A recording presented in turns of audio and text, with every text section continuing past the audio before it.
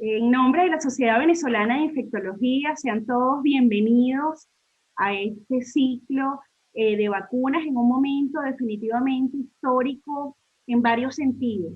Y en la vacunología moderna, digamos que se marca un hito eh, más que importante, y volvemos a la palabra histórico, en relación al desarrollo no de una vacuna, sino de muchas vacunas y al menos 13, hay otros que hablan de 16 vacunas en fase 3, muchas de ellas, al menos 4, ya con la publicación de sus estudios, eh, digamos, preliminares en su fase 3, es decir, en respuesta a una pandemia, para, digamos, estos desarrollos, no nada más de vacunas, sino incluso desde el punto de vista tecnológico, nuevos desarrollos de vacunas para responder a una pandemia. Entonces, es un momento muy, muy relevante en la vacunología moderna y decidimos como sociedad científica traer este ciclo de conferencias relacionadas con vacunas para un poco conocer en profundidad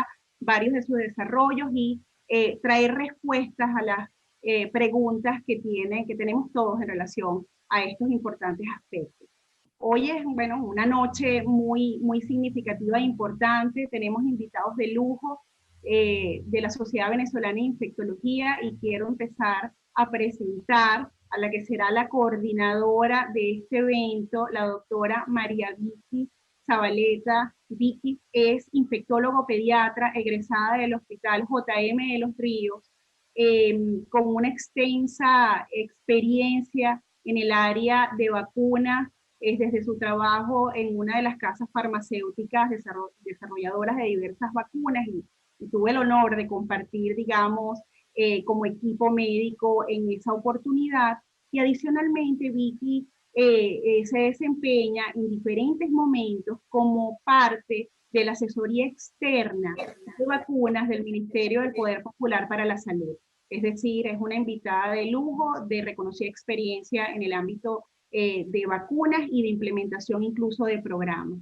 Y además tendremos como nuestro conferencista central esta noche al doctor Alexis García. El doctor Alexis García es médico cirujano egresado de la Universidad Central de Venezuela, es pediatra puericultor egresado del Hospital JM de Los Ríos, hizo maestría en inmunología clínica en el Instituto de Inmunología Dr. Nicolás Bianco de la Universidad Central de Venezuela, donde además es acreedor del premio Dr. José María Vargas para la investigación científica básica en el año 2017. Ha sido miembro y es miembro de los comités de inmunizaciones de la Sociedad Venezolana de Puericultura y Pediatría y además de la Sociedad de Alergia, Asma e Inmunología. Alexis, y me permito decir el doctor Alexis, lo conozco desde hace más de 15 años, cuando era en ese momento director médico del laboratorio GSK, un laboratorio, bueno, conocido por todos, cuya de las principales ramas de investigación y desarrollo era el ámbito de vacunas. Alexis se desempeñó allí como director médico durante 15 años. Y bueno, y compartimos en ese momento experiencias cuando nos encontrábamos, digamos, trabajando en cargos parecidos dentro de la industria farmacéutica. Alexis, un conocido investigador en el área de las ciencias básicas, conocedor y experto en vacunas, es el investigador principal del protocolo clínico fase 3 para Venezuela de la vacuna Sputnik V. Es para nosotros un orgullo que estés aquí con nosotros, Alexis, hacer esta presentación y a la vez anunciar que el día de hoy Alexis es miembro desde el día de hoy de la Sociedad Venezolana de Infectología. Bueno, ahí se está sonriendo, para nosotros realmente es un verdadero motivo de celebración, orgullo. Te damos la bienvenida en este espacio públicamente.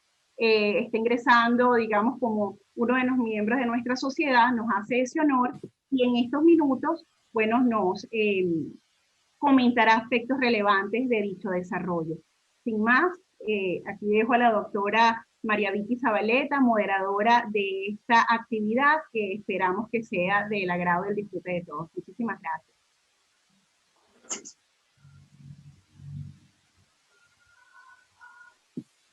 Bueno, buenas noches. Muchísimas gracias por la presentación a nuestra presidenta de lujo, la doctora María Graciela. Finalmente, esto es el comienzo de un ciclo de charlas acerca de vacunas contra COVID-19. Realmente la Sociedad de Infectología y como parte de la Sociedad de Infectología, lo que queremos es hacer ciencia, ¿ok? Hacer ciencia en este espacio. ¿Y qué significa hacer ciencia? Significa objetivizar los conocimientos que vamos teniendo a medida que pasa el tiempo. Con este tema de la vacuna contra COVID-19, si esto fuera una película, serían los últimos 5 minutos de la película pandemia, de la película se va a acabar el mundo porque un virus nos está matando. Digamos que cuando llega la vacuna, como que la película termina en, llegó la vacuna, la pusieron, todo el mundo son felices. Pero para el mundo real, ahora es que está comenzando la historia de la lucha real contra esta pandemia y cómo la vacunología probablemente va a salvar el mundo como en muchas otras oportunidades. Sin más, entonces yo los voy a dejar con el doctor Alexis, de verdad un invitado de lujo que tenemos esta noche, con resultados y expectativas de la vacuna del Instituto Gamaleya. Los micrófonos para usted, doctor. Bueno, ante todo, muchas gracias por la invitación por parte de la Sociedad Venezolana de Infectología. Y como lo comentaste, realmente no son los últimos 5 minutos de la película. Estamos comenzando la película, creo yo. Y la película va a durar un tiempo largo, ¿no? A lo mejor inclusive años. Así que apenas está comenzando la película. Yo me voy a hacer referencia a la vacuna en la cual yo soy el investigador principal, que me tocó afortunadamente poder trabajar con una de las vacunas que se están desarrollando todavía en el proceso de investigación y desarrollo de vacunas para combatir al SARS-CoV-2.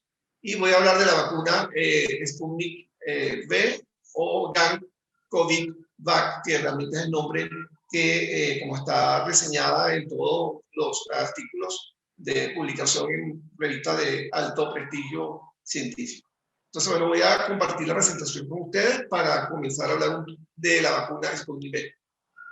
Bueno, yo voy a conversar de la vacuna GAN-COVID-Vac, o conocida como Sputnik V. Es una vacuna que ha sido investigada y desarrollada por el Instituto de Investigación de Epidemiología y Microbiología de Gamaleya, ubicado en Moscú, en Rusia. Y el hecho de que yo vaya a hablar de esta vacuna es porque soy el investigador principal del protocolo clínico que se está realizando actualmente en Venezuela con esta vacuna y porque ha sido la primera vacuna en llegar a Venezuela. Es un hecho público y notorio. Desde hace 2 días ya tenemos la vacuna en Venezuela y se está empezando a hacer la distribución de la vacuna en los diferentes centros de atención de salud. Lo que quería hablar inicialmente y lo que había hablado la doctora Zabaleta inicialmente, Zabaleta, no es que estamos al final de la película, sino más bien estamos al principio de la película. Hacer una vacuna lleva toda una serie de procesos de investigación y desarrollo que van desde el proceso de el descubrimiento o la formulación de la vacuna, después hacer la evaluación de esa vacuna in vitro, después hacer la experimentación en modelos animales, que es la fase preclínica, y si esa vacuna o esa candidata de vacuna pasa todos esos pasos iniciales, entonces que vamos a pasar a la fase de lo que se llaman los estudios clínicos, que es lo que se divide para los que no manejan la parte de investigación y desarrollo de vacunas, se dividen en varias fases, la fase 1, fase 2, fase 3. Cuando se tienen todos esos resultados, normalmente lo que se hace es que se somete toda esa documentación a las agencias reguladoras a nivel mundial y se obtiene la aprobación de una vacuna después de que se han hecho todos los análisis desde el punto de vista de bioinformática, estadístico, que demuestren que la vacuna es primero segura, que tiene una altamente inmunogénica y que es eficaz. Entonces, eso es todos los pasos que debe llevar una vacuna. Normalmente una vacuna tarda aproximadamente entre 7 a 8 años desde el momento que se comienza la generación de las hipótesis hasta que finalmente es aprobada. A veces puede durar hasta inclusive mucho más tiempo en ser aprobada una vacuna. Hay vacunas que han tardado inclusive 12 o hasta 14 años para poder ser aprobada. Pero dada la pandemia, dada la emergencia sanitaria a nivel mundial, todos estos pasos se fueron acelerando rápidamente, las fases se fueron solapando y finalmente, bueno, obtuvimos diferentes vacunas con diferentes plataformas tecnológicas. Las plataformas tecnológicas que se utilizan en vacunas son variadas, desde las plataformas tecnológicas tradicionales, como son la inactivación del patógeno o del microorganismo, los procesos de atenuación y la combinación de estos patógenos, pues en este caso virus, que pueden ser inactivados o atenuados y que se le puede agregar un ayudante para mejorar lo que se llama la presentación antigénica, que va a mejorar la respuesta inmunológica. Pero también tenemos otras vías y tenemos la vía de aislar o secuenciar a ese agente patógeno, en este caso a un virus.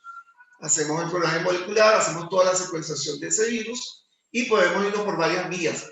Podemos irnos por la parte de hacer vacunas tipo ADN o ARN mensajero, hacer mutagénesis, hacer vacunas vivas atenuadas, insertar parte de la información en este caso del virus en vectores, que son vacunas de vectores recombinantes, hacer vacunas de subunidades o hacer vacunas peptídicas.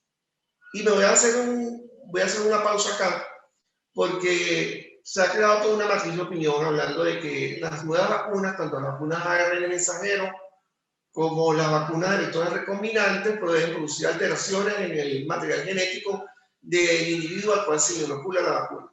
Creo que eso es un mito, es falso completamente, y tenemos que llevar esa información a la población, porque ese mito o esa creencia o esa matriz de opinión está permeando en muchas personas que le ha creado miedo a que puedan recibir cualquiera de las vacunas que actualmente han sido aprobadas de emergencia. Yo me voy a hacer énfasis en las vacunas de vectores recombinantes porque la vacuna Sputnik V pertenece al grupo de vacunas que utilizan esta plataforma. Y importante tener en cuenta que, bueno, que en esta plataforma no solamente está la vacuna Sputnik V o la GAN-COVID-Vac, sino también encontramos la vacuna de Oxford y AstraZeneca y la vacuna que está desarrollando actualmente la compañía de Janssen, que es conocida como Johnson & Johnson, que también se basa en vacunas de vectores recombinantes. Así que hay varias vacunas que están utilizando esta misma plataforma, así como que hay varias vacunas que están utilizando la plataforma de ARN mensajero, muchas de ellas ya aprobadas, como la vacuna de Pfizer, la vacuna de Moderna. Hay otras vacunas ARN mensajero también que están en proceso de investigación y desarrollo y que están pasando a la fase 3. Y hay otro grupo de vacunas que están usando la forma, por decirlo así, la forma clásica de la inactivación y combinándola con ayudantes. Entonces, bueno, la vacuna Sputnik V es una vacuna que está basada en un vector viral, específicamente en el adenovirus. Y estos son adenovirus que son vectores que no tienen la capacidad de replicarse, o sea, que no tienen la capacidad de multiplicarse, porque se le ha hecho una deleción en el gen que le permite dividirse. Estos vectores, los adenovirus, son excelentes para militar genes y, bueno, tienen una amplia gama de tropismo a nivel tisular. El genoma de los adenovirus ha sido bien caracterizado y son fácilmente manipulables desde el punto de vista genético. Es importante hacer hincapié que la plataforma de vectores como los adenovirus sin capacidad de replicarse para hacer vacunas o para otro tipo de tratamiento y otras enfermedades, no es nada nuevo, tiene más de 20 años, igual que la plataforma de vacunas de ARN mensajero. La gente cree que realmente es algo reciente y se ha venido trabajando también con el ARN mensajero, ya tiene posiblemente aproximadamente 10 años trabajando también con este tipo de plataforma biotecnológica. Como dije, bueno, estos adenovirus tienen la capacidad de, son muy versátiles, perdón, aceptan que se le pueda insertar ADN transgénico, tienen propiedades ayudantes que son inherentes al mismo vector y capacidad de inducir respuesta de los linfocitos específicas robustas. Se ha demostrado en las diferentes plataformas tecnológicas, tanto la vacuna de Oxford y AstraZeneca, la vacuna de Janssen, Johnson & Johnson y la vacuna Sputnik V, que puede producir respuestas de anticuerpos importantes, elevadas, y una de las cosas más importantes en un momento de pandemia es tener la capacidad de producir vacunas a gran escala. Por eso es que las plataformas de ARN mensajero y la vacuna de vectores son excelentes plataformas biotecnológicas porque se pueden producir vacunas a gran escala, y eso es lo que necesitamos actualmente, poder producir vacunas a gran escala, porque apenas estamos comenzando el proceso de vacunación. Y el proceso de vacunación, para completar de vacunar o tener una cobertura a nivel mundial de un 70% aproximadamente, puede tardar inclusive un par de años. Así que necesitamos tener vacunas que podamos producir a gran escala para poder cubrir rápidamente a la gran parte de la población a nivel mundial. Cuando hablamos de vacunas basadas en vectores virales, entonces lo que hacemos es que tomamos una parte del patógeno, un gen del patógeno, y lo vamos a insertar en un vector, en este caso el adenovirus. En el caso de la vacuna de las vacunas que actualmente utilizan vectores para la COVID-19, utilizan el gen que codifica para la proteína S del SARS-CoV-2. Y esta biotecnología de adenovirus ha venido evolucionando con el tiempo y se han hecho investigación y desarrollo para hacer vacunas o vectores virales basados en adenovirus de diferentes generaciones, y esto ha venido entonces mejorándose a través de toda la información que ha llegado y todas las avances en el área de biotecnología. Entre entonces estas vacunas está la Sputnik V. La Sputnik V es una vacuna que está conformada por 2 vectores. La primera dosis está conformada, es a base del adenovirus 26, y la segunda dosis de esta vacuna es a base del adenovirus 5. La estrategia por la cual se hace una vacuna que tiene 2 vectores es porque los adenovirus normalmente circulan en la población mundial, produciendo infecciones respiratorias generalmente, y partimos del hecho de que muchos de nosotros nos hemos expuesto en algún momento de nuestra vida a algunos de estos adenovirus y podemos tener anticuerpos circulantes contra cualquiera de estos adenovirus. Más frecuentemente contra el adenovirus 5 que contra el adenovirus 26. Entonces, esta estrategia se basa en que, bueno, colocamos 2 adenovirus, la primera dosis con un adenovirus y la segunda dosis con un adenovirus diferente, porque si tenemos anticuerpos circulantes en un dintel alto, se pueden inactivar algunos de estos vectores y, por supuesto, entonces, lo que estamos buscando, que es generar una respuesta inmune, no se va a lograr. Con el caso de la vacuna Sputnik V, se hicieron ensayos preclínicos de eficacia y seguridad, se incluyeron experimentos en diferentes tipos de animales de laboratorio, incluido por supuesto las especies de los primates, que es el modelo más cercano al ser humano, y los ensayos clínicos fase 1 y 2 de la vacuna se completaron en agosto del año pasado y fueron publicados en la revista Lancet en septiembre del año pasado. Entonces, en esos ensayos fase 1 y 2, que la N en esos ensayos fue pequeña, pero y se pudo demostrar, por lo menos en los voluntarios que se presentaron y fueron evaluados, que la vacuna era bien tolerada, que tenía efectos adversos que eran leves y que hay una alta respuesta inmunológica. Y eso es lo que uno busca generalmente en una fase 1 y 2, evaluar seguridad, que es lo más importante, y la respuesta posteriormente, la inmunogenicidad de la vacuna, o sea, la respuesta inmunológica a la formulación que estamos inoculándole a la persona. Como le dije, esta vacuna se publicó en la revista Lancet en septiembre 4 de 2020. Y bueno, hubo mucha discusión sobre a quienes habían incluido en esta fase 1 y 2, que generalmente eran personas que algunos pertenecían, la mayoría eran hombres, personas jóvenes, y hubo sus discusiones a nivel científico, pero se publicó la fase 1 y 2, y finalmente, después de esperarlo por mucho tiempo, porque era la expectativa que teníamos todos los que trabajamos en el área de vacunas, era tener, por supuesto, los resultados de la fase 3, que es la que nos va a permitir finalmente tomar la decisión, no solamente a los países, sino a las agencias regulatorias, que finalmente son las que van a obtener la mayor parte de la información para dar, en este caso, aprobación de emergencia, la decisión de poder aprobar una vacuna en forma provisional.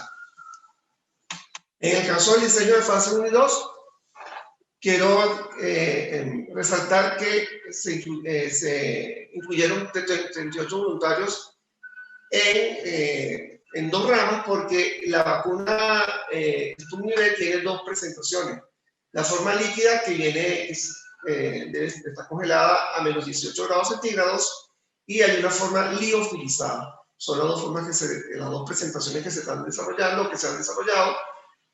Aquí ha llegado inicialmente la forma líquida, y con la que estamos trabajando en el ensayo clínico, creo que en Venezuela, es la forma líquida que está congelada a menos 18 grados centígrados. Pero tener en cuenta que ellos también tienen la presentación liofilizada que van a seguir desarrollando, que es una presentación que desde el punto de vista logístico es mucho más fácil de manipular, porque necesita una cadena de frío más fácil logísticamente más fácil de llevar, porque se puede conservar la formulación entre 2 y 8 grados centígrados. En febrero de este año, entonces, se publica los resultados de seguridad, eficacia y de la vacuna en un estudio fase 3, en un estudio aleatorio, controlado. Es la 4ª vacuna que publica los resultados interinos de ensayo clínico fase 3, y es importante hablar de resultados interinos. Todavía estos estudios están, la mayoría de las vacunas que inclusive están aprobadas de emergencia, son estudios que todavía están en progreso, están en pleno desarrollo, por decirlo así. Se están todavía recabando datos de seguridad, datos de inmunogenicidad y datos de eficacia. Muchos de esos estudios todavía no se han completado, y lo que se han arrojado son los resultados interinos, o sea, parciales de cada uno de esos ensayos. En el ensayo clínico de la vacuna GAM COVID-Vac se incluyeron 21.000 o 22.000 voluntarios aproximadamente, todos mayores de 18 años. 16.501 de ellos recibieron la vacuna y 5.476 recibieron el placebo. Y cuando se comparó a los 21 días, la eficacia de la vacuna después de la primera dosis, cuando se le estaba colocando la segunda dosis a los voluntarios, se demostró que había una eficacia de un 91,6% con la vacuna Sputnik V frente a la COVID-19. La vacuna también ha demostrado excelentes parámetros de seguridad, que es algo que nos interesa a todos los que trabajamos en el área de vacuna, porque bueno, la seguridad es lo más importante en el proceso de vacuna, y posteriormente vamos a los otros parámetros. La mayoría de los eventos adversos, en el caso del 94% de ellos, fueron leves, incluyeron síntomas parecidos a la gripe, reacciones en el lugar donde se colocó la vacuna, que es en la zona de deltoides, dolor de cabeza, ha habido un comité de monitoreo de datos independiente y que confirmó que no hubo eventos adversos graves relacionados a la vacuna y no se observaron casos de alergia grave o shock anafiláctico con relación a la colocación de esta formulación. Esto es lo que está en el estudio, en la publicación del fase 3 de la vacuna Sputnik V, y observamos entonces en rojo el grupo de voluntarios que recibió el placebo, y aquí vemos el porcentaje de voluntarios que fueron positivos para COVID-19 por PCR, y en azul, la curva que está aquí aplanada, es el grupo que recibió la vacuna. Y aquí entonces como se comprueba que en el día 21, en el momento que se le estaba colocando la segunda dosis, la eficacia de la vacuna hasta ese momento arroja ser 91,6%. La vacuna se está patentando, es una plataforma tecnológica única de la vacuna en el sentido de que utiliza dos vectores, un vector en la primera dosis y otro vector en la segunda dosis. Pertenece al Centro Nacional de Investigación de Epidemiología y Microbiología de Gamaleya en Moscú, como ya se los comenté. Y bueno, ha habido comentarios acerca de que sí, que la vacuna Sputnik V contra la COVID-19 es una vacuna candidata que tiene, y parece ser, según ellos, pero ya está comprobado, por lo menos con este estudio fase 3, que es segura y eficaz. No utilizo la palabra efectiva porque en español la efectividad la comprobamos ya en el campo. Yo preferiría hablar más bien de eficacia porque la eficacia la evaluamos cuando estamos haciendo estudios controlados, como en los estudios donde hay criterios de inclusión y exclusión que hacen que los voluntarios que finalmente terminen un estudio clínico tengan toda una serie de criterios que permitan que ese voluntario pueda entrar a formar parte del ensayo clínico. Con el tema de seguridad es importante también tener la experiencia argentina. Ya hay el 6º informe de vigilancia de seguridad en vacunas, que fue publicado el 9 de febrero de 2021, y bueno, donde corrobora lo que ya había mostrado la publicación en Lancet del estudio fase 3, y también es muy parecido a lo que nosotros estamos encontrando en nuestro estudio que se está realizando acá en Venezuela. En Venezuela estamos llevando a cabo un ensayo clínico que está registrado, es el que ustedes están usando aquí abajo con la sigla NST04642339. Es un estudio que tiene como objetivo primario evaluar de la inmunogenicidad, o sea, la respuesta inmune, la seguridad y finalmente la eficacia. Y lo resalto porque ha habido varias observaciones al hecho de que nosotros diciendo, bueno, porque ¿cómo vamos a poder evaluar eficacia cuando el objetivo del número de voluntarios que se va a reclutar es de 2.000 voluntarios, y evidentemente esa N no es suficiente para evaluar eficacia, porque bueno, se necesita una N bastante elevada para poder evaluar eficacia. Por eso es que generalmente los estudios en vacunas para evaluar eficacia incluyen 20.000, 30.000, 40.000 voluntarios, a veces hasta más, inclusive.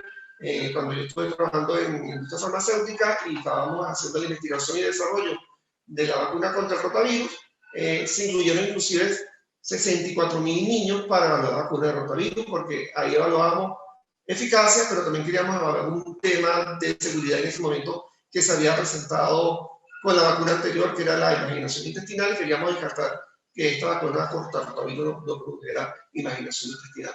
Entonces, bueno, aquí estamos evaluando inmunogenicidad, o sea, respuesta inmunológica como objetivo primario, posteriormente seguridad y finalmente eficacia. Iniciamos el trabajo en el reclutamiento de voluntarios en diciembre del año pasado, a principios de diciembre, en un equipo multidisciplinario que está formado por los coinvestigadores, son profesores de la Universidad Central de Venezuela, pertenecientes ya sea al Instituto de Medicina Experimental, uno de los coinvestigadores también es médico infectólogo, y otro de los investigadores trabaja y es el que dirige la unidad de biotecnología de la Facultad de Farmacia de la Universidad Central de Venezuela. Y bueno, todo un equipo que nos está acompañando de coordinadores, médicos, bioanalistas, enfermeras, que conformamos casi un equipo de entre 30 a 40 personas para poder llevar a cabo este estudio en Venezuela, y que ahorita estamos colocando primera, segunda dosis, y ya inclusive hemos tomado las primeras muestras del día 42 para evaluar inmunogenicidad. Con relación a nuestro estudio, lo que yo les puedo reportar a la fecha son los eventos adversos que hemos podido registrar y que se registran en forma electrónica, porque tenemos un sistema de captura de datos electrónico, y se parece muy a lo que se ha encontrado en el fase 3 de Rusia y lo que han encontrado los argentinos. Los eventos adversos más frecuentes son síntomas similares a la gripe, cefalea. Hemos encontrado dolor en el sitio de la colocación de la dosis, también se vacuna o placebo, y fiebre de baja intensidad. Ha habido otros eventos adversos más raros, pero que han sido todos leves, que son autolimitados y que tienen una duración muy corta, que apenas son de 24 a 48 horas. Creo que lo importante para todos nosotros es que se sigan haciendo investigación y desarrollo de muchas vacunas contra el SARS-CoV-2, que todas sean exitosas, que todas logren demostrarse seguras y eficaces, porque solamente con las vacunas que actualmente están aprobadas o que actualmente ya se están utilizando, no va a ser suficiente para cubrir la demanda a nivel mundial. Por lo tanto, debemos apostar a que sigan apareciendo nuevas vacunas, que tengamos vacunas seguras, eficaces, y que se puedan producir a gran escala para poder cubrir en un corto tiempo, y cuando hablo de un corto tiempo me refiero a un año y medio, a gran parte de la población mundial. Verdad que la vara es alta para poder saltarla, pero inéditamente lo hemos logrado en cierta forma. Yo creo que en menos de 8 meses logramos tener las 2 primeras vacunas aprobadas, la vacuna de Pfizer y la vacuna de Moderna, la vacuna de ARN mensajero, y se comenzaron a colocar, si mal no recuerdo, en diciembre del año pasado. O sea que en menos de 8 meses logramos tener aprobadas vacunas contra el SARS-CoV-2 en menos de 8 meses. Pudimos saltar esta vara. Este es el que lleva el récord olímpico de salto de pértiga o de garrocha, que es Armand Gustave Duplantis, y si él logró saltar 6 metros con 18 centímetros, bueno, creo que todos los que estamos trabajando en la ciencia de vacunas, todos los que estamos trabajando para combatir el COVID, creo que podemos lograr en algún momento, en los próximos meses, espero que sea más rápido que tarde, poder vacunar a gran parte de la población y poder conseguir no solamente las buenas vacunas, sino también conseguir medicamentos o antivirales que puedan también ser capaz de combatir a este virus que ha producido una pandemia aquí y que ha conllevado a numerosas personas que se han enfermado y que han fallecido. Muchas gracias. Bueno, muchas gracias al doctor Alexis. Y aquí ya tenemos muchísimas preguntas. Vamos a comenzar con una de las preguntas que se ha repetido 2 veces. ¿Me escuchan? Sí, lo escucho. Ok. Sí. Una de las preguntas es, si una vacuna lleva tanto tiempo en realizarse, ¿cómo pueden solaparse en tan corto tiempo su creación? Estamos hablando de seguridad de una vacuna. Sí, claro, evidentemente, ¿cómo pueden solaparse?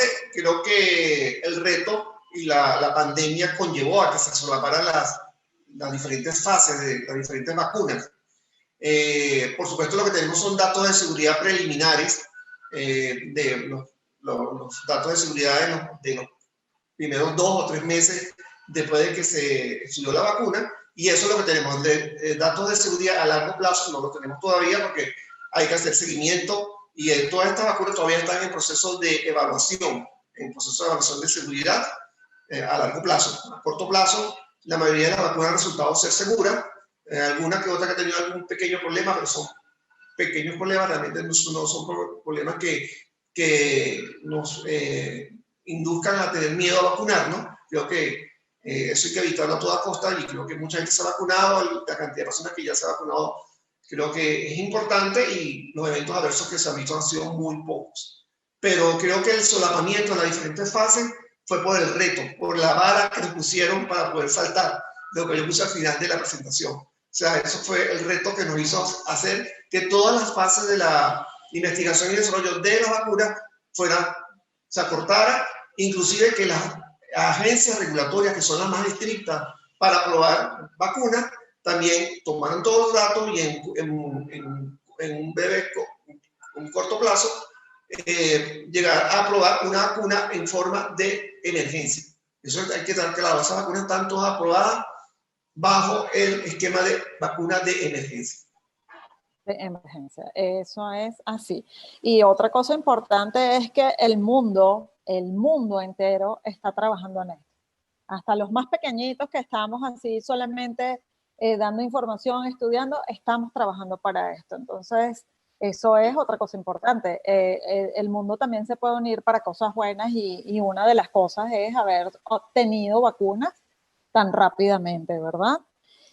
Bueno, aquí hay una pregunta acerca de la seguridad y de los eventos adversos.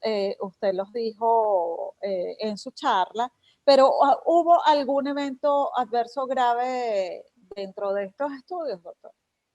No, sí ha habido eventos adversos graves, pero no han sido relacionados, los pocos que han habido, con el caso de la vacuna Sputnik V, no han sido relacionados con la vacuna. No, hay que tener claro que durante un ensayo clínico puede haber muchos eventos adversos y hay algoritmos estadísticos que nos permiten determinar si un evento adverso está relacionado o no está relacionado con la vacuna. Ejemplo que yo se lo pongo a los estudiantes cuando doy las clases, ¿no? Y le digo, bueno, mire, yo te coloco la vacuna y sales a la calle y por mala suerte te resbalas y te caes, porque pisaste algo resbaloso y te caíste y te fracturaste. Eso se registra como un evento adverso. No está relacionado con la vacuna, pero se tiene que registrar. Entonces, eso es importante. Exactamente. Las personas que trabajamos con vacunas sabemos esto, porque ha pasado mucho con las vacunas más seguras y las que llevan muchos años en el mundo, pues, trabajando en contra de las enfermedades. Otra pregunta que está en boga, y esto, pues, para todas las vacunas es sí. Un paciente que ha sufrido la enfermedad debe recibir la vacuna, y si la debe recibir, hemos leído en algunos reportes de alguna vacuna, como por ejemplo la de Pfizer, que probablemente va a necesitar solamente una dosis. ¿Esto pasaría también con Sputnik V? Si es que pasa con otra o no. ¿Sabemos algo de esto? No, todavía no lo sabemos, pero yo haciendo ¿cómo se llama? Mi análisis desde el punto de vista inmunológico, yo creo que una dosis de cualquiera de las vacunas que actualmente se están utilizando en pacientes que previamente han sufrido la COVID-19 serviría como una dosis de refuerzo. Sobre todo porque sabemos que los seguimientos del título de anticuerpos a lo largo del tiempo sabemos que van decayendo y que, bueno, algunos dicen que 6 meses, otros estudios dicen que 8 meses. Y creo que, bueno, colocar una dosis a una persona que previamente ha sufrido la enfermedad serviría como un refuerzo para el sistema inmunológico y para elevar los títulos de anticuerpos y mantener títulos de anticuerpos elevados por un tiempo prolongado. Creo que va a ocurrir con todas las vacunas por igual. Probablemente. Bueno, aquí una persona que preguntó por el Instagram que, bueno, voy a hacer estas preguntas porque realmente hay un tema detrás de las vacunas contra COVID-19, hay un tema altamente político, no solamente con la vacuna Sputnik V, también es con la vacuna china. Entonces, bueno, aquí va la pregunta textual.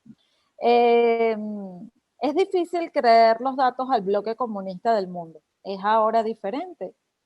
¿Quién valida los datos enviados a The Lancet son ciertos o son inventados, dónde hicieron los ensayos fase 2 y fase 3 y por qué tanto secretismo. Digamos que todos tienen como la misma tónica y es importante hacer referencia a esta pregunta porque realmente meter la ciencia con la política es un craso error, ¿no? Sí, bueno, yo creo que la ciencia es ciencia en cualquier parte del mundo, llámese Rusia, llámese China, llámese Estados Unidos, Australia, cualquier parte del mundo, Venezuela, Argentina. La ciencia es ciencia. La fase 1, la fase 2 y la fase 3, las que están publicadas, se realizaron todas en Rusia. Y bueno, eso es lo que está publicado en la revista Lancet. Ahí se revisa por pares, o sea, por personas que saben o manejan el tema de vacunas antes de que esos datos puedan ser publicados, y ahí se hace todo lo que se llama un arbitraje de lo que se va a publicar. Inclusive a los autores se les hace preguntas y se le hacen repreguntas inclusive de los datos que están sometiendo a la revista, hasta que finalmente la revista decide publicar los datos fase 1, los datos fase 2 y finalmente los fase 3. Ahora concuerdo y aquí concuerdo con uno de los oyentes, que es el doctor Esparza, que es uno de los expertos más importantes en vacunas aquí en Venezuela, que finalmente el árbitro más importante para una vacuna son las agencias regulatorias. Y bueno, son las agencias regulatorias las que finalmente deciden si un biológico, en este caso, es seguro, es inmunogénico y es eficaz. Porque ellos son ahí donde lo ponen bajo la lupa, bajo el microscopio, y finalmente le dan la aprobación. Por supuesto que aquí se están dando aprobaciones de emergencia. Tenemos que estar claro que se están dando aprobaciones de emergencia, pero se solicitan más datos todavía. Y bueno, la vacuna Sputnik está en ese proceso también de empezar a introducir todos esos datos a la agencia regulatoria, que por naturaleza o por cercanía, la que les conviene más a los rusos, en este caso, es la Agencia Europea del Medicamento, que también tiene los mismos criterios de rigurosidad que la Agencia de Medicamentos y Alimentos de los Estados Unidos, que es la FDA. Además, exactamente. Otra pregunta, ¿esta vacuna sirve para la nueva variante de COVID? Ya que esto está también en boga hoy. Bueno, ¿se sabe algo de esto? Hasta el momento no tenemos información de que haya variantes o que la vacuna no proteja contra las nuevas variantes que han aparecido, contra la variante británica o la variante surafricana, y ahorita hay una variante nueva que apareció en Brasil. No sabemos si protegen o que los virus, estas nuevas variantes, escapen a la inmunidad producida por la vacuna, en este caso contra el Sputnik V. Eso hay que verlo en el tiempo, y hay que verlo con todas las vacunas, no solamente con el Sputnik V. Hay que verla con la vacuna de Pfizer, con la vacuna de Moderna, con la vacuna de Oxford AstraZeneca, con la vacuna de Sinopharm, que es la vacuna china, y con la vacuna rusa, que es la vacuna Sputnik V. Exactamente. Bueno, en base a esta pregunta, soy alérgica a la lidocaína y a otras caínas. ¿Qué vacuna podría ponerme? Bueno, en realidad, realmente la pregunta sería, ¿cuál contraindicación hay para colocación de la vacuna Sputnik V? Bueno, la única contraindicación es que la persona sea alérgica a alguno de los componentes de la vacuna, realmente. Si uno conoce que la persona hace alergia a la vacuna o tiene antecedentes, y eso lo vamos a ver en el futuro, esa persona no se la puede colocar. En los pacientes en los voluntarios que se evaluaron en los fase 1, 2 y 3, los que se han evaluado en Argentina y los que nosotros hemos evaluado acá, hasta el momento no hemos encontrado reacciones alérgicas o shock anafiláctico en los voluntarios que han participado en los estudios. Otra pregunta, ¿cuál es el grupo, las edades de vacunación hoy, digamos, las que están llevando los dossiers para las aprobaciones? ¿De qué edad hasta qué edad? Porque están preguntando, bueno, los de 18, los de 15, los de 65. Los estudios se hicieron en base al protocolo, no solamente el protocolo que se está llevando en Rusia, sino el protocolo que estamos llevando acá, es en mayores de 18 años. O sea que no tenemos ningún tipo, ni vamos a tener ningún tipo de indicación en menores de 18 años. Y no hay edad límite superior, o sea, de 18 años en adelante. Y han participado de todas las edades, tanto personas, adultos jóvenes, como a los adultos mayores. Inclusive personas de 80, 85 años han ido como voluntarios y han participado del estudio tanto en Venezuela como en otros países. Y ahorita en Argentina me imagino que se están colocando a todos los adultos mayores, independientemente de la edad que tengan. Ya vamos a ver eso la semana que viene en la charla que tenemos para la semana que viene. Exactamente. Bueno, con respecto a los mayores de 65 años y el fenómeno de inmunosenescencia, hemos visto algunas vacunas como la de Johnson Johnson que nos dan datos específicos para esta edad de eficacia de la vacuna. ¿Tenemos eso con esta vacuna o no? Hay datos de mayores de 60 años en adelante que están publicados en el fase 3 de Lancet. Lo único que no se especifica en los grupos, el grupo etario si es mayor de 65, pero en la edad media de ese grupo de mayores de 60 años en adelante es 65 años. Habría que evaluar grupo por grupo para saber cómo ha sido la respuesta, pero la información que yo manejo es que la respuesta inmunológica en los grupos de mayores de 60 años es buena y también es eficaz en ese grupo. Excelente. Otra pregunta. Los resultados iniciales sugieren que una sola dosis es efectiva en más del 80%. ¿Cree que esta estrategia sea recomendable en Venezuela? Bueno, la estrategia es porque, como yo comenté al inicio, ¿no? Los adenovirus circulan frecuentemente en la población, produciendo, entre algunas cosas, enfermedades respiratorias. Uno de los más frecuentes es el AD5, pero también circula el AD26. Por eso fue la estrategia que utilizaron el Instituto de Gamaleya de utilizar dos vectores diferentes. El primer vector, el AD26, y posteriormente el AD5. ¿Por qué? Porque si uno tiene ya anticuerpos y inactiva alguno de los vectores, queda el otro funcionando y puede entonces producir la respuesta inmunológica que uno desea, que es la producción de anticuerpos y generar, producir tanto memoria inmunológica B como memoria inmunológica del linfocitos T.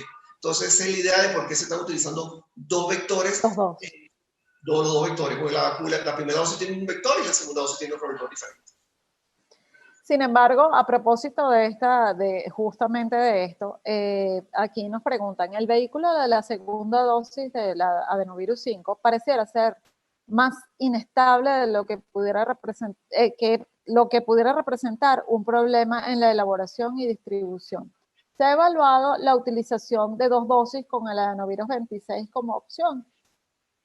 No, lo que se está evaluando, no se ha evaluado esa opción, lo que se está evaluando, se está trabajando, posiblemente pueda haber un acuerdo entre AstraZeneca y el Instituto de Gamaleya, es combinar el adenovirus 26 con el adenovirus de chimpancé que utiliza la vacuna de Oxford AstraZeneca. Posiblemente vamos a ver un convenio allí que va a aparecer y esa sería la estrategia de utilizar, quitar el adenovirus 5 y utilizar una vacuna que pudiese tener el AD26 primero y después el adenovirus de chimpancé. Porque el AD5 en el pasado ha demostrado que no es tan buen vector para las vacunas. Es así. Y es importante saber que estos estudios no son nuevos, llevan muchísimos años con estos tipos de vectores y de vectores como adenovirus, porque muchas personas piensan que allí hay un tema de seguridad y está bien claro, incluso vacunas contra VIH que se están estudiando hoy, se comenzaron a estudiar con este tipo de vectores, ¿verdad? Bueno, aquí una pregunta. Después de aplicada la vacuna Sputnik V, ¿hay alguna restricción alimentaria o incluso de alcohol? Porque por allí hubo los mitos y leyendas de que, bueno, que ahora no van a poder tomar vodka. Bueno, esta es una pregunta. Sí, bueno, claro, en el estudio clínico, evidentemente, nosotros sí hacemos una de las pruebas que le hacemos a los voluntarios, es la prueba de alcoholímetro, ¿no? En el aire exhalado, pero es por el protocolo como tal. Entonces, eso forma parte del protocolo, pero no hay ningún tipo de restricción desde el punto de vista de que no puedes comer algún tipo de alimento o que preferiblemente si la persona se coloca una vacuna, cualquiera de las vacunas, preferiblemente que esos días no estén ingiriendo alcohol. Exactamente. No es que, como dice por ahí, no vas a poder ingerir alcohol por 2 meses. Yo me quedé así, bueno, no veo ninguna razón y no hay ninguna parte está publicado o reseñado esta limitante. con una vacuna de tipo de vectores, pues. Porque si eso fuera verdad, no solamente fuera para la vacuna de Sputnik V, ocurriría lo mismo con la vacuna de Oxford y AstraZeneca y con la vacuna de Johnson Johnson. Exactamente, así mismo es. Bueno, aquí otra pregunta. Pareciera que las vacunas de ARN mensajero son más reactogénicas que las de las plataformas de vectores de adenovirus. ¿A usted, según su experiencia y lo que ha estudiado, le parece que esto es así? No, yo no creo que es así. Yo creo que las vacunas de ARN mensajero también han demostrado ser vacunas que tienen un alto perfil de seguridad.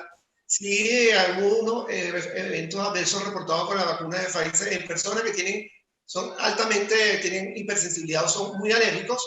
Y bueno, con esas personas que son muy alérgicas hay que tomar alguna previsión. Y bueno, ir preparados en el momento que se le va a colocar la vacuna. De hecho, en el momento que se le va a colocar la vacuna a alguien, debería estar en un lugar donde tengan todo el equipamiento necesario para poder tratar un posible shock anafiláctico. Pero yo creo que la vacuna... Eso es una regla. ¿ya? Eso es una regla, pero yo creo que las vacunas de ARN mensajero son tan buenas como las vacunas de vectores. Yo no veo ninguna diferencia desde el punto de vista de perfil de seguridad. De perfil de seguridad. Bueno, por aquí preguntan, ¿el lote de vacunas que llegó a Venezuela de Sputnik V incluyen las dos, la primera y la segunda dosis?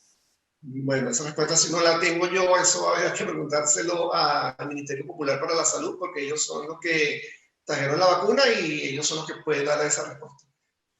No maneja esa información. Ajá, por aquí tenemos varias preguntas con el tema de los inmunosuprimidos, incluyendo los VIH, incluyendo pacientes que están recibiendo diálisis. ¿Tenemos algún estudio al respecto o todavía se tiene que seguir estudiando? No, no hay ningún estudio. Yo lo único que sí, desde el punto de vista inmunológico, ya aquí está hablando como en mi rama, que es la inmunología, yo lo único que diría que una persona que está recibiendo quimioterapia, que está inmunosuprimida, sería una persona que no sería candidato a colocar la vacuna, no porque la vacuna le haya producido ningún evento adverso, sino que no va a producir una respuesta adecuada a la vacuna. Un paciente, por lo menos, un paciente de VIH que está adecuadamente controlado, que está recibiendo sus antirretrovirales, que tiene una buena carga viral, un buen nivel de CD4, puede vacunarse y va a responder igual que un paciente o una persona que es VIH negativo.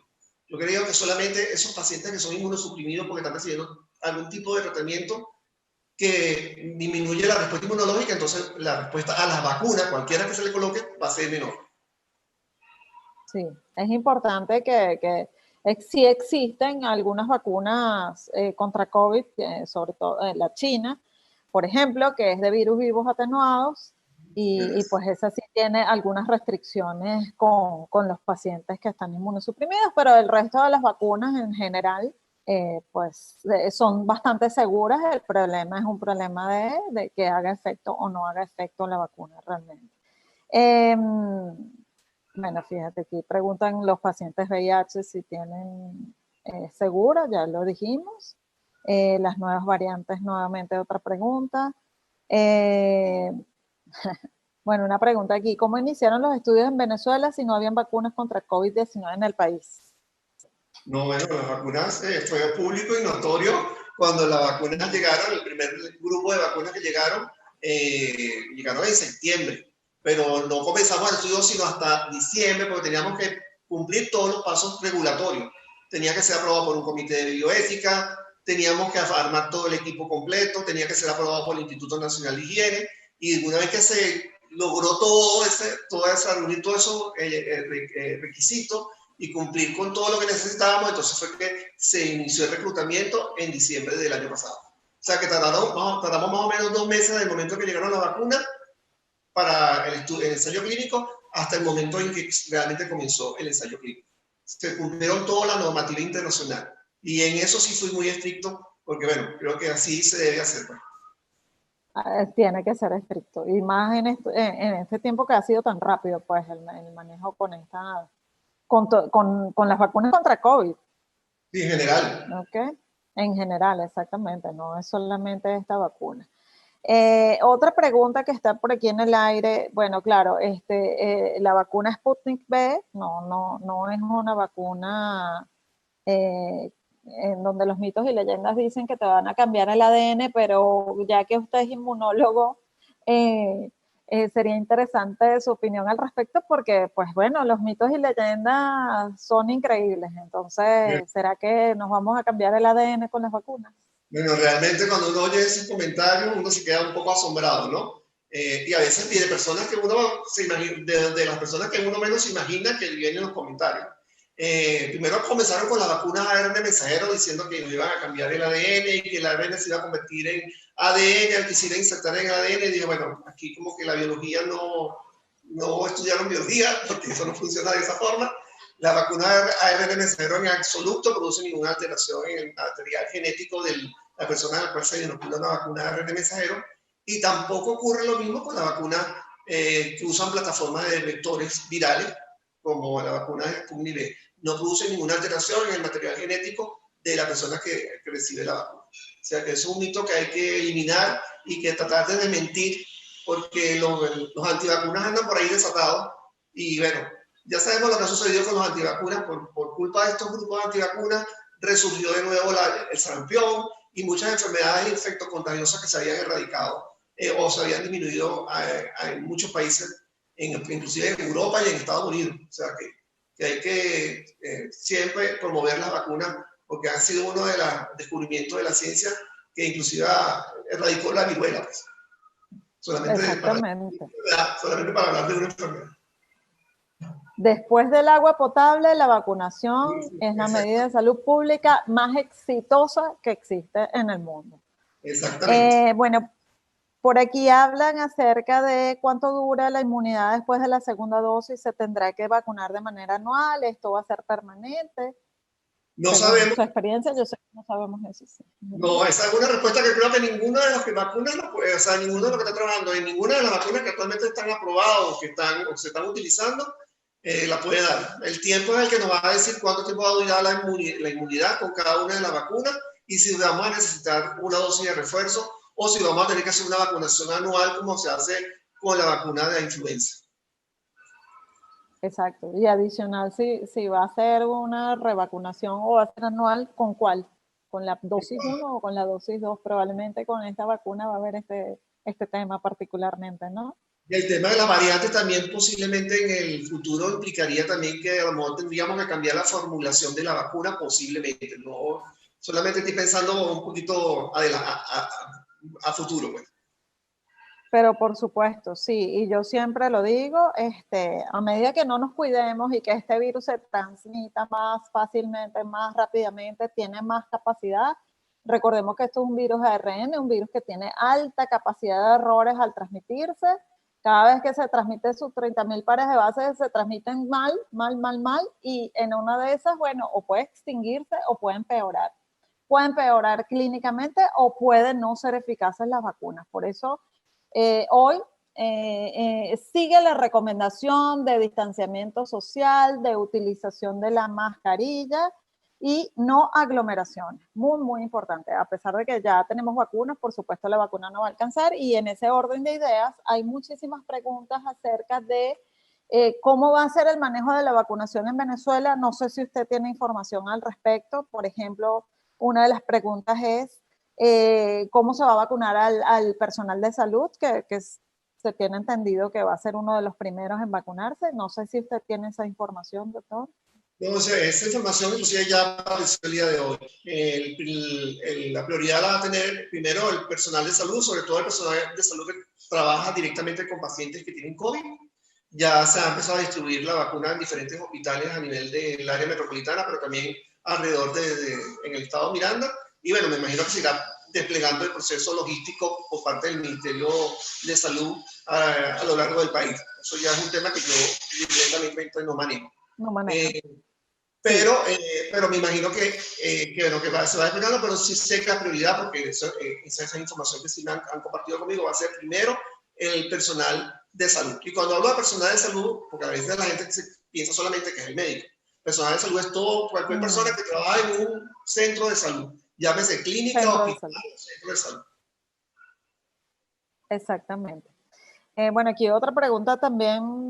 ¿La cantidad de vacunas que se encuentra actualmente en el país alcanza para cuántas personas? Bueno, probablemente no lo sabemos porque no sabemos si es dosis 1 o dosis 2, o es solamente dosis 1. Entonces, depende. Si llegaron solamente dosis 1, se colocaría la primera dosis para 100.000 y después habría que traer las dosis 2 serían para 200.000. Pero yo creo que eso va a ir aumentando progresivamente el suministro. No se olviden que eso es algo que recordar. La demanda que hay de vacunas a nivel mundial es altísima. Todo el mundo quiere tener la vacuna en su país, porque quiere vacunar a su población. Entonces, hay una alta demanda y la producción es limitada por parte de todas las farmacéuticas. O sea, tendríamos que tener muchas farmacéuticas produciendo muchas cantidades de vacunas para poder cubrir toda esa demanda que actualmente existe.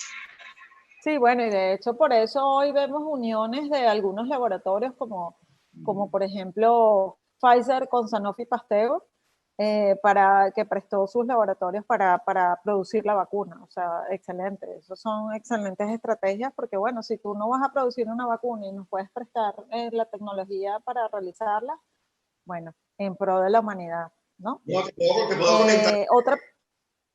No, que te iba a comentar en el laboratorio donde yo trabajé como director médico, GlaxoSmithKline, acaba ahorita de asociarse con un laboratorio alemán que está produciendo una vacuna de ARN mensajero y va a prestar toda su plataforma también para producir la vacuna. O sea que hay asociaciones estratégicas de diferentes laboratorios que uno nunca se lo iba a imaginar. Nosotros, los que hemos trabajado en la industria farmacéutica, sabemos que eso. Y uno de repente se encuentra, mira, este se reunió con este otro. Entonces, bueno, creo que son las asociaciones estratégicas importantes porque, bueno, creo que la emergencia lo amerita. Es así, exactamente. Los enemigos públicos se tienen que unir contra un enemigo común, realmente, ¿no? Aquí preguntan, ¿de qué tamaño es la muestra en nuestro país que se tomó para, o sea, la N de Venezuela fue nada más para medir seguridad, ¿verdad? Entiendo. La N de Venezuela está diseñada para evaluar principalmente inmunogenicidad, y seguridad y inmunogenicidad. Y va a formar parte después de la megadata o para hacer metaanálisis cuando se quieran hacer estudios de eficacia a nivel global. Pero claro, la N de Venezuela no es suficiente para medir eficacia. Esa N va a formar parte de todos los datos globales de la vacuna Sputnik, que tiene que estar corriendo estudios no solamente en Venezuela, sino que corriendo estudios en otros países, o sea, no solamente en Venezuela. Importante, lo hablábamos en estos días el doctor y yo acerca de que, y bueno, y si nos puede hablar un poquito de eso, la N no, para calcular la eficacia de una vacuna no vamos a decir, bueno, la eficacia en Venezuela, la eficacia en Brasil, la eficacia en Argentina. No, la eficacia tiene que calcular con una N muy grande y por eso se hacen esos estudios y se hacen estudios multicéntricos o se hacen estudios en diferentes partes del mundo y después se hace el análisis, se hacen lo que se llaman los metaanálisis para evaluar finalmente la eficacia de una vacuna. Pero para evaluar la eficacia de una vacuna se necesitan N elevadas. Yo lo dije al principio, de 20.000, 30.000, 40.000 voluntarios que puedan participar en cada uno de esos ensayos clínicos fase 3. Pero creo que es importante que nos demos desarrollo. Bueno, hay muchísimas preguntas.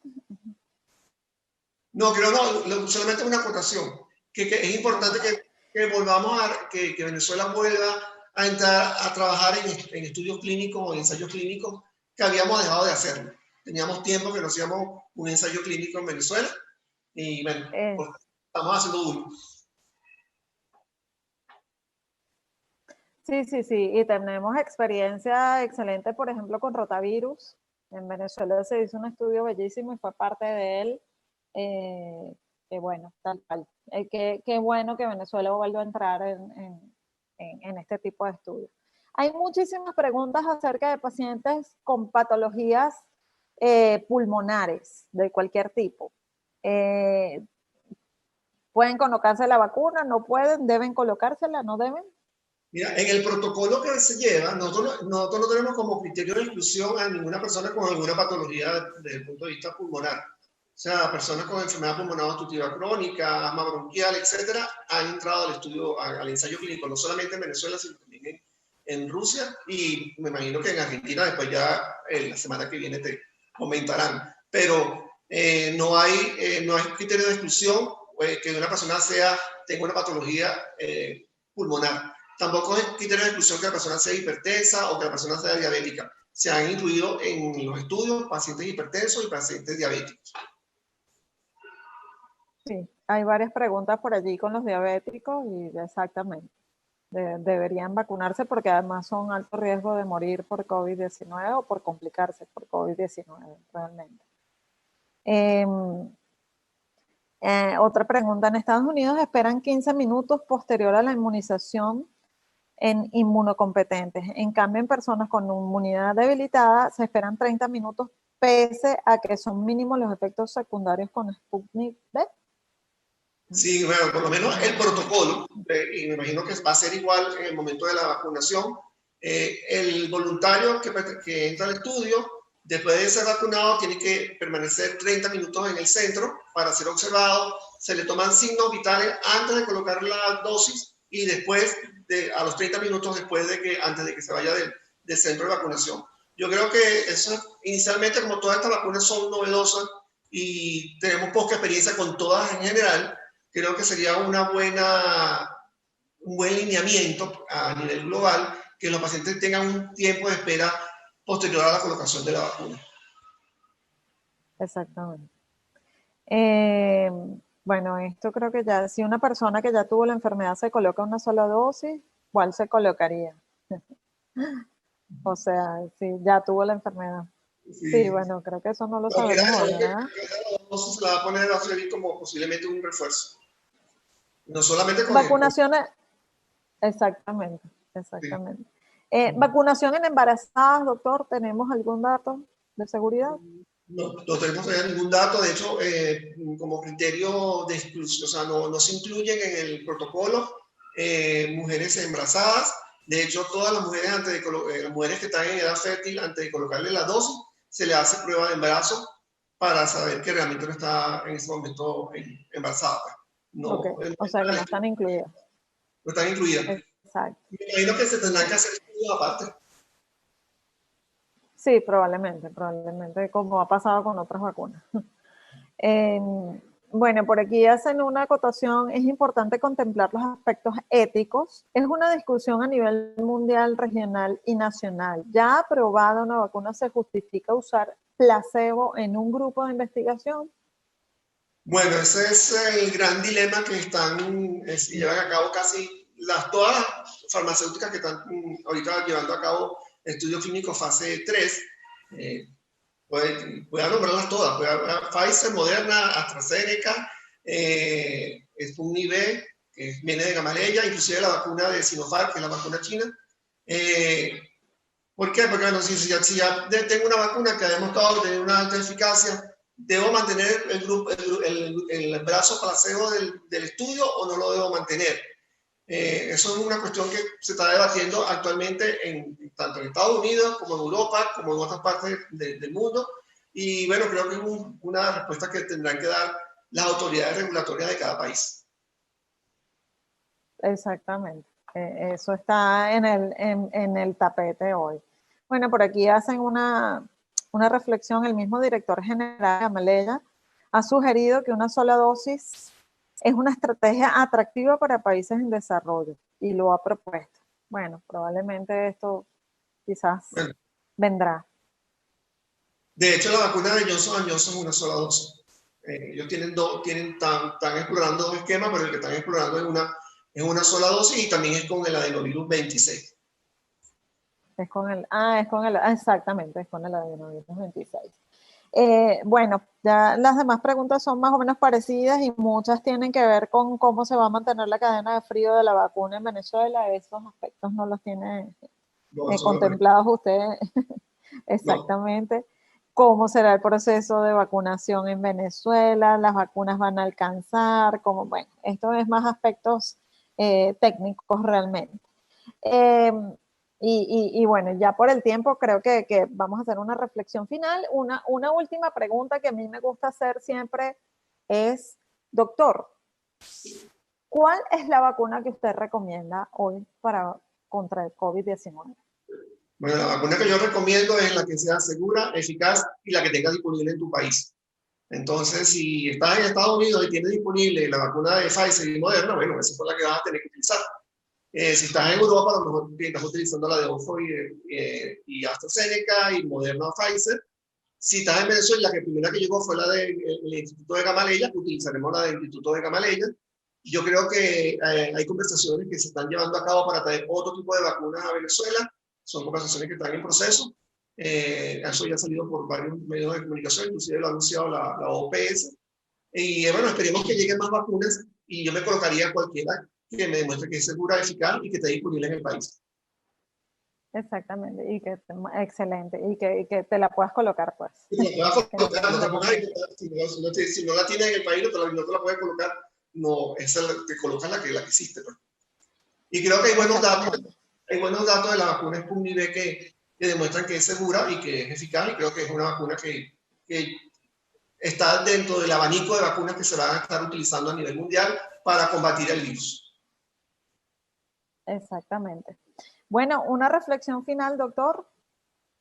Bueno, nada, yo creo que comenzó, como dijeron por ahí, comenzó la historia. La historia no ha terminado, estamos apenas comenzando. Estamos comenzando el proceso de vacunación. El proceso de vacunación va a tardar un tiempo bien largo, que puede inclusive tardar más de un año inclusive.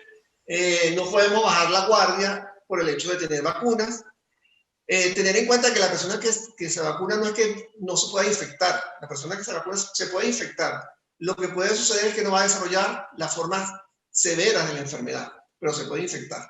Y al infectarse puede infectar a otro. Así que hay que mantener las medidas de bioseguridad, mantener el distanciamiento social, mantener el uso de tapabocas sigue siendo obligatorio, y el lavado frecuente de las manos, o el uso de gel alcoholado en caso de que no tener disponibilidad de agua y jabón en algún lado.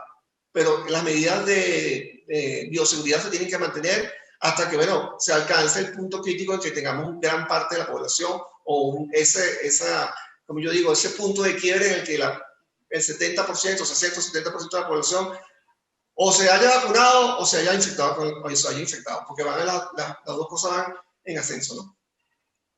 Exactamente. Muy importante esa acotación que ha hecho, doctor, porque ya se ha visto en los países en donde están recibiendo las vacunas que están teniendo un repunte importante en los mismos pacientes que han recibido las vacunas. Y esto significa la falsa sensación de seguridad que te puede dar haber recibido la vacuna. Entonces, eso tiene que seguir las medidas de distanciamiento social, lavado de manos y el uso de la mascarilla. Lamentablemente, tristemente para muchos que pues no se acostumbran a utilizar la mascarilla, no el distanciamiento social, pues esto va a seguir un buen tiempo más, porque de aquí a que nos vacunemos ese porcentaje o que tengamos inmunidad de rebaño, va a pasar tiempo para que eso suceda, ¿verdad? Vamos a terminar. Gracias a la plataforma SOS Telemedicina, el doctor Arrechedera va a dar unas palabras finales.